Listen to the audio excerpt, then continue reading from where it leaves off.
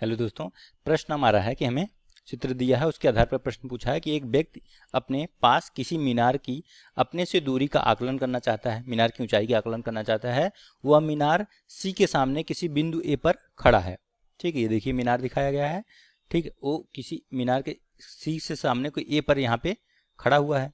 ठीक है, अब कह रहा है कि ये यहाँ पे कि और ए सी की सीध में बहुत दूर स्थित किसी बिंदु ओ को देखता है। वो कोई बिंदु है जो कि बहुत दूर स्थित है। ठीक है, इसे हमें डॉटेड दिखाया गया है। ठीक है, अब फिर कह रहा है कि वह फिर एसी के लंबवत 100 मीटर दूर स्थित बिंदु बी तक चलता है और वहां से ओ एवं सी को फिर से देखता है।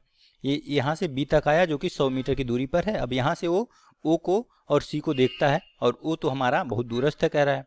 क्योंकि ओ बहुत अधिक दूरी पर है इसलिए बी ओ और ए ओ की दिशाएं व्यवहारिक रूप से एक ही हैं, क्योंकि ओ जो है अनंत पर है, बहुत दूर है।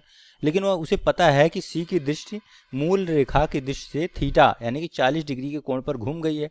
थीटा को लंबवत कहा जाता है। तो उस मूल स्थिति में ए से मीनार सी तक की दूरी का आकलन कीजिए। ए से सी तक की दूरी ये दूरी हमें कितनी होगी वो निकालना है। ठीक है, तो ए बी हमें 100 मीटर दिया हुआ है और थीटा 40 दिया हुआ है। तो यहाँ से हम लोग ज्यामिति का इस्तेमाल करके क्या लिख सकते हैं, टेन थीटा अगर देखें तो टेन थीटा बराबर क्या होगा, हमारा लंब बटा आधार होता है। तो अगर ये थीटा कोण है तो ये आपका लंब हो जाएगा, यानी कि ए बी बटा आधार क्या होगा, ए सी।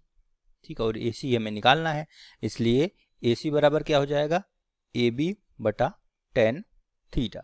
अब यहाँ पे ए बी का मान हमें पता है 100 है और टेन थीटा यानी कि टेन 40 अंश। ठीक है, तो टेन 40 का अंश, अगर 40 अंश का मान पता हो जाए हमें तो इसको निकाल सकते हैं। तो टेन 40 का मान होता है 0.8391। इसको हल करेंगे तो ए सी का मान यहाँ से आपको प्राप्त होगा 119.175। तो एक साथ लिख देता हूँ, लगभग 119 मीटर की दूरी पर होगा। ठीक है, मतलब मीनार की ऊंचाई कितनी है, लगभग 119 मीटर ऊंची होगी। ठीक है, तो ये आपका फाइनल उत्तर हो जाएगा। Thank you.